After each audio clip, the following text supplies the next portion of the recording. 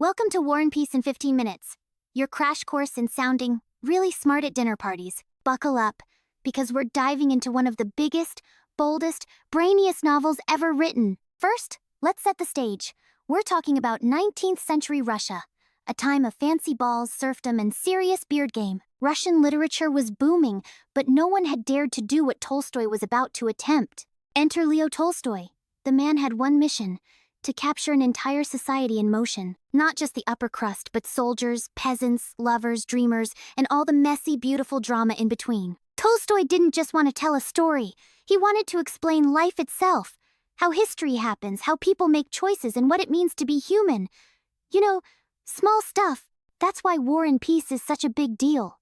It's not just a novel, it's a mirror of society, a philosophical treatise, and an epic war drama all wrapped in one gloriously heavy book.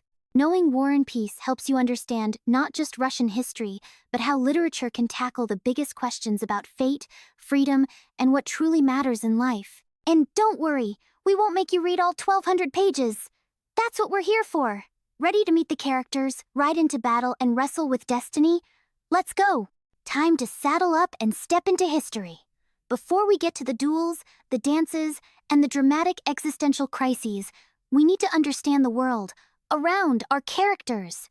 This chapter, it's all about war, politics, and how Russian high society sipped French champagne while fearing French cannons.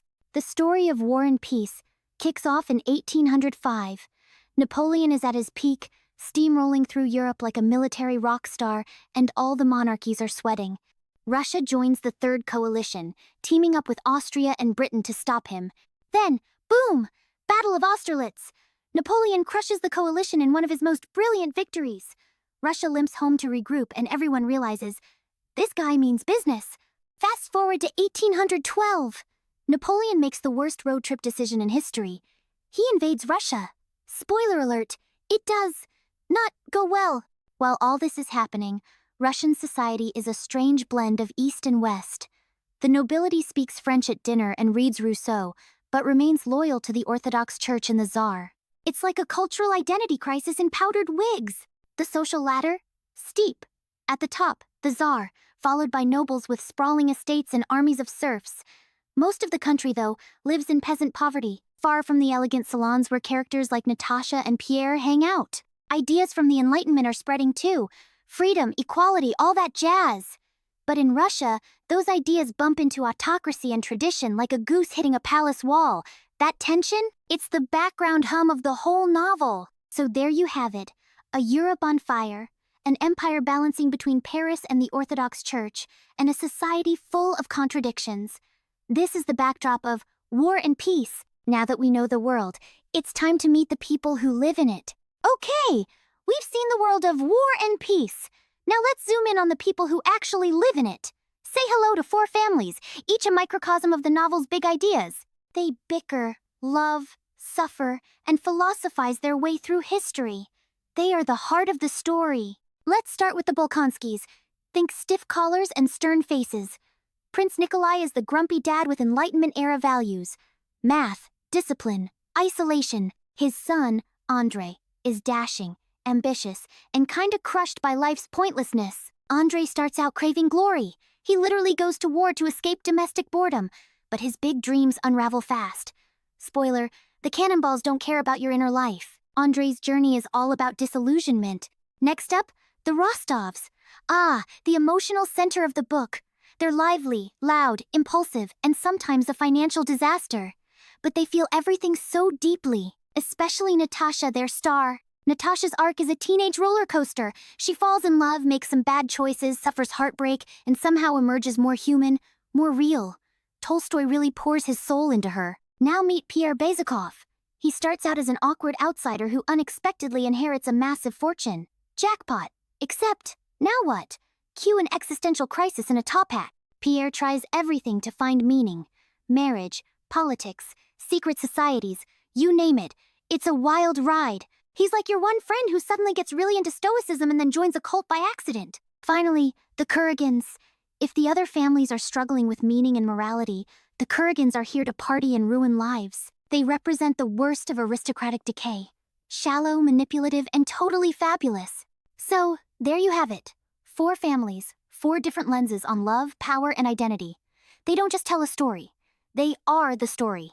Everything that happens in War and Peace passes through them. All right. Now that we've met the families, it's time to zero in on one of the most unforgettable characters in War and Peace. Pierre Bezukhov, illegitimate, awkward, rich overnight, and on a mission to figure out what the heck he's doing with his life. This is the part where things get existential. Pierre starts out as the illegitimate son of a powerful count. No one expects much, until boom, he inherits a massive fortune. Suddenly, the social outcast is Russia's most eligible bachelor, but the wealth doesn't bring wisdom, or peace, or fashion sense. New money in his pockets, Pierre stumbles through high society like a well-meaning but confused puppy. He tries marriage, it's a disaster. He tries parties, more disasters. What he really wants is meaning. Enter the Freemasons. Yes, really. In his search for truth, Pierre joins the Masons, hoping their secret rituals and mystical wisdom will help him find his purpose. Spoiler, it's more confusing than enlightening. But it's not all velvet robes and cryptic handshakes. Pierre really does want to be a better man. He starts freeing his serfs, thinking big thoughts, trying to live virtuously, and mostly failing. But hey, points for effort. Then comes the big historical shakeup. Napoleon invades Russia in 1812. Pierre heads straight for the action, not as a soldier but as a man on a mission. To do something heroic? He's not exactly sure what. Long story short, Pierre tries to assassinate Napoleon. It doesn't go great. He's captured by the French and thrown into a prison camp. But weirdly, this is where things finally click into place. In captivity, Pierre finds clarity. Suffering strips away his illusions. He realizes life isn't about secret societies or grand gestures. It's about kindness, resilience, and simply being present. Existential crisis. Complete. So that's Pierre. From clueless heir to soulful survivor.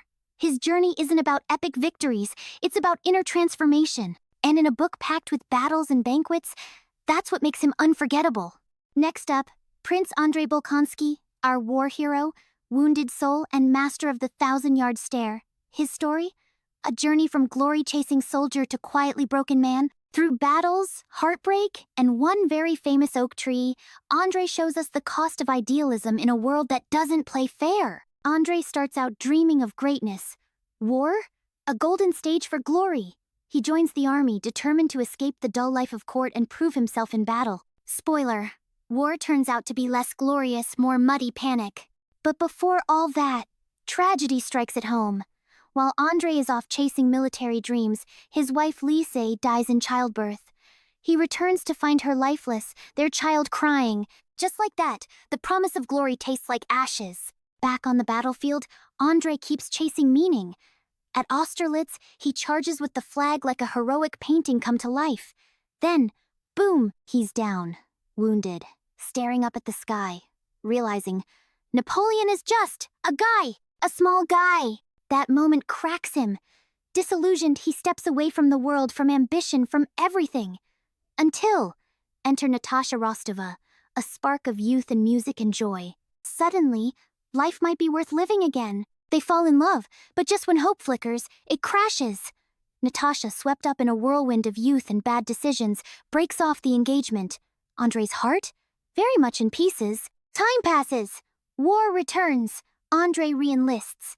Not for glory this time, but maybe to outrun his grief. He's wounded again.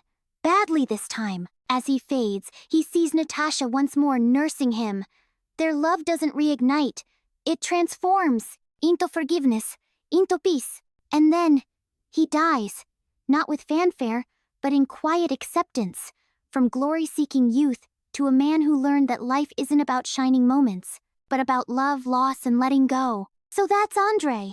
Not a hero in the way history books promise, but in the way life demands.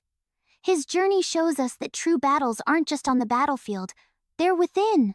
And now, we move on from his story, but we carry its weight with us. Now, let's turn the page to someone who sparkles like candlelight at a ball. Natasha Rostova. She's youth, charm, impulse, and heartbreak all wrapped in one. Her story? A wild ride from glittering ballrooms to the edge of ruin. And back again! This chapter is all about growth, mistakes, and, yes, redemption. We first meet Natasha as a vivacious young debutante, 15 and ready to fall in love with anything that moves. And when she does, it's not just puppy love, it's a full symphony. Enter Prince Andrei. Older, brooding, mysterious. Natasha falls hard. Their engagement promises a fairy tale ending. But then, life steps in. Andrei goes off, delays the wedding, and Natasha, vulnerable and restless, is swept off her feet by someone new. Enter Anatole, the handsome scoundrel with charm and zero scruples. Anatole tries to elope with her. Yes, elope. It all crashes down when the truth comes out. The engagement to Andrei? Broken. Her reputation? Shattered. Natasha? Devastated. Then comes 1812. War hits. The Rostov family is broken, and fleeing Moscow. And Natasha? She steps up, helping her wounded cousin and rediscovering her strength. She's no longer the naive girl chasing romance. Through suffering, Natasha matures. The girl who once danced for attention now quietly nurses the wounded and holds her family together. And then, Pierre. Their paths cross again after the chaos.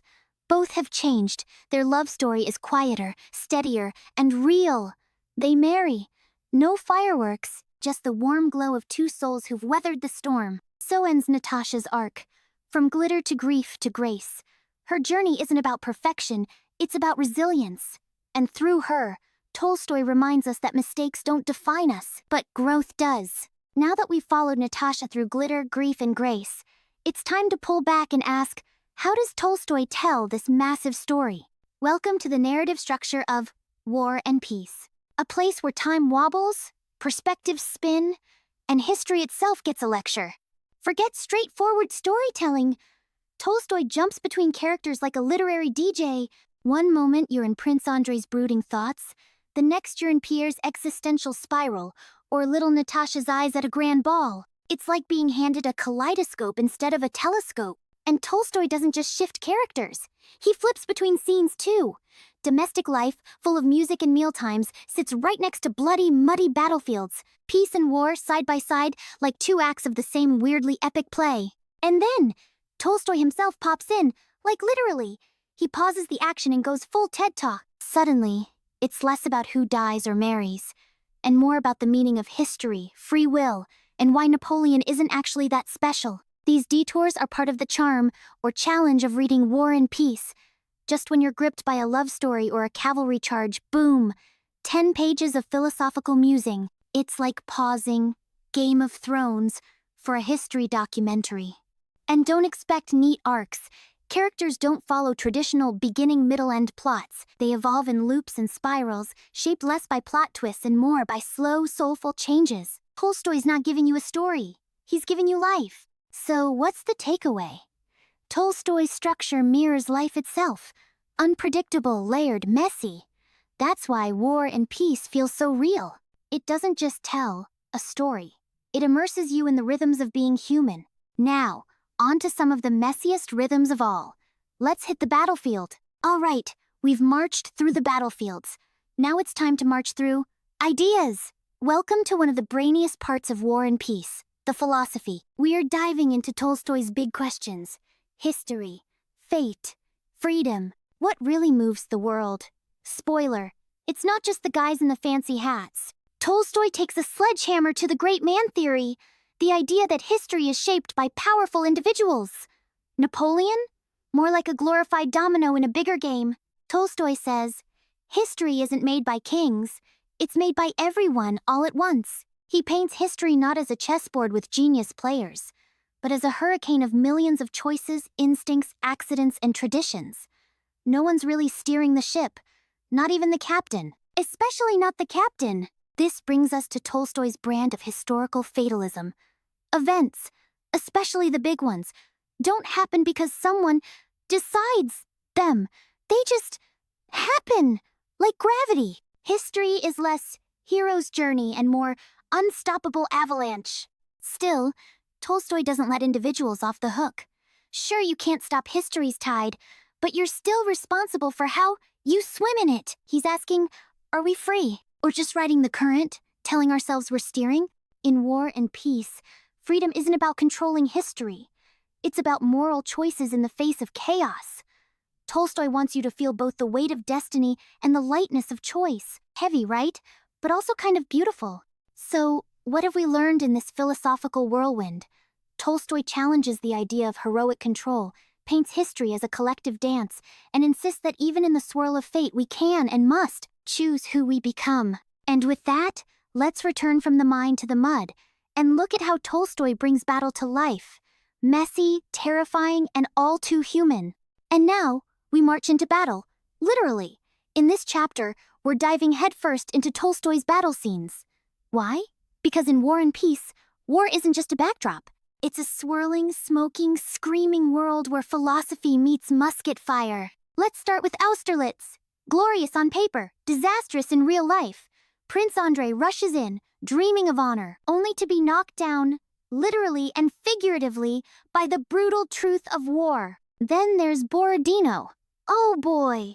If Austerlitz was a tragedy, Borodino is a meat grinder. No sweeping heroics, just blood, mud, and an exhausting, undecided outcome. What makes Tolstoy's war writing hit hard is his total rejection of romanticism. War isn't neat, it's terrifying. Commanders can't see what's happening, and soldiers, they're just trying to survive. Tolstoy zooms in on the psychology of battle. We feel the terror, confusion, and desperation, not just of famous generals, but of the average soldier clutching a musket, wondering what comes next. Tolstoy doesn't buy into brilliant military strategy. He mocks it. For him, battles are shaped more by fog, fear, and luck than by any genius plan drawn on a map. He sees history not as a chess game, but as a messy flood of instincts, chance encounters, and gut decisions made in the mud by people who don't have the full picture. So what do we take away from Tolstoy's battle scenes? War isn't clean. It's not even really winnable in the traditional sense. It's a mirror to human nature under pressure. And nobody comes out looking like a genius. That's our deep dive into the fog of war. Tolstoy throws us into the trenches, strips away the myths, and forces us to feel what battle is really like. Chaotic, human, and far from heroic. Up next, we trade muskets for family dinners. Let's talk about love, death, and the quiet moments that keep people going. All right, deep breath. We're out of the battlefield and back at the dinner table. In this chapter, we look at what Tolstoy thought really mattered. Home, family, and the slow rhythms of daily life. Why? Because between cannon blasts and military parades, it's the quiet stuff, births, weddings, and bedtime stories that actually keeps civilization running. Tolstoy didn't call it War and Peace for nothing. He's obsessed with the contrast. Bombs and bayonets versus tea and lullabies. In fact, he shows that real strength might be in knowing how to nurture, not just how to conquer. We see Russian customs and family rituals at every turn. Name days, elaborate dinners, and heartfelt toasts. These traditions ground the characters, reminding them who they are while the world outside spins out of control. Even in the middle of chaos, babies are born, couples fall in love, and old men pass away surrounded by family. Life doesn't stop for war. It just keeps going, one generation handing off to the next like a quiet relay race. Tolstoy treats the family home almost like a fortress of meaning. It's where love blooms, mistakes get forgiven, and people become, well, people. The battlefield might get all the fireworks, but the drawing room is where real legacy is built. So, what did we learn? In Tolstoy's world, war might shape history, but peace shapes souls. Love, loss, and that third helping of dumplings. That's the stuff of life. Next up, how Tolstoy tells this whole epic without making our heads explode. It's time to zoom in on the story's structure. All right. We've seen love and loss at the dinner table. Now let's peek under the hood and see how Tolstoy actually writes. All this magic. Welcome to our next chapter, Style and Language. Spoiler alert, it's not just about grammar. It's about how he turns sentences into soul-searching. First twist, not all of War and Peace is in Russian. Yep, Tolstoy casually drops entire conversations in French. Why? Because that's how the Russian aristocracy actually spoke in the early 19th century. It was très chic, darling. But don't worry, it's not just fancy talk. Tolstoy uses language like a scalpel, slicing into the minds of his characters. He doesn't tell us what they do, he shows us how they think. It's like emotional X-ray vision. And then, bam, we're in the middle of a Russian forest, or an elegant salon, or a chaotic battlefield. Tolstoy paints places so vividly you can smell the birch trees and feel the velvet upholstery. It's sensory immersion before VR was cool. But these lush descriptions aren't just pretty wallpaper. They mirror the character's emotional states. When Pierre's soul is a mess, the world looks foggy and cold. When Natasha's in love, boom! Sunshine and violins, baby! And while it's technically fiction, War and Peace is also kind of history class in disguise. Tolstoy blends real events and real generals with his made-up characters like a literary DJ remixing timelines. But at its core, Tolstoy's style is about growth, emotional, spiritual, moral. He wants us to feel, people changing, and maybe change a bit ourselves. He's not just writing about peace, he's quietly teaching it. So, what's the takeaway? Tolstoy's style isn't just beautiful, it's purposeful. From language choice to emotional X-rays, he crafts a world where realism meets moral vision. Up next, let's see what the world thought of this epic once it hit the shelves. Okay, we've followed Tolstoy's style into the heart of his philosophy. But now let's zoom out. What happened when War and Peace left Tolstoy's desk and landed in the hands of readers? Buckle up, because we're entering the world of critics, fans, adaptations, and school desks. Welcome to the reception history of War and Peace. How it was first received, how it spread, and how it became a cultural giant. War and Peace was first published in serial form from 1865 to 1869. That's right, people read it in chunks, like a prestige TV show of its time, minus the popcorn. It appeared in a literary journal called The Russian Messenger, and readers were, well, confused and fascinated. Critics didn't know what to make of it. Was it a novel, a history book, a philosophical treatise? Some called it a masterpiece, others called it too long. One thing was clear. Tolstoy wasn't playing by the rules, and that shook things up in literary circles. Despite the confusion, word spread, and not just in Russia. Translations popped up in French, German, and English in the late 19th century. The novel took Europe by storm, and soon became required reading for anyone who fancied themselves well-read. Fast forward to the 20th century, and War and Peace hit the big screen. There's the grand Soviet adaptation in 1966, which had real armies on set, and the dreamy Hollywood version from 1956 with Audrey Hepburn. Oh, and dozens more, on TV and stage. The novel didn't stop at cinemas. It found its way into school curriculums around the world. Students everywhere sighed over Pierre's existential crises and cheered, or groaned, at the battle scenes. War and Peace became homework, but the kind with soul. So, what does all this tell us? War and Peace wasn't just a novel. It became a cultural landmark. From bewildered critics to Hollywood spectacles to tired high schoolers, Tolstoy's epic has traveled far and wide. And we're still talking about it over a century later. All right, dear viewers, we're entering the final chapter of our whirlwind tour through War and Peace. Buckle up. We're leaving the dusty shelves of history behind and diving into the modern world. What does this massive philosophical behemoth mean to us today? War and Peace isn't just an epic, it's also a novel of ideas. It weaves huge philosophical questions right into the plot, like, what drives history? Or, do individuals really have free will? It's like a TED Talk snuck into a historical blockbuster. These big questions are still totally relatable. Whether it's Pierre's identity crisis or Andrei's disillusionment, modern readers see themselves in these characters. Existential dread? Check. Personal growth? Double check. And Tolstoy's influence? Massive. Writers like Virginia Woolf, James Joyce, and even George Saunders owe something to him. His focus on inner lives and narrative experimentation paved the way for modern fiction. Some call it proto-modernist. Others say it's an anti-novel. Too long, too messy, too philosophical. But that's the charm. It resists neat categories. It's Tolstoy being Tolstoy, and scholars are still debating what he meant. War and Peace keeps asking us, what's worth fighting for? Who really matters in the grand sweep of history? And how do we live a meaningful life? Over a century later, those questions haven't aged a day. If this journey through Tolstoy's wild and wonderful world tickled your brain or made you laugh, or cry, no shame, hit that like button. Subscribe for more literary adventures, we promise. Fewer cannonballs, more clarity. Now we want to hear from you.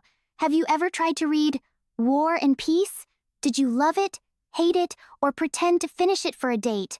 Drop your thoughts in the comments. We're ready for some hot Tolstoy takes.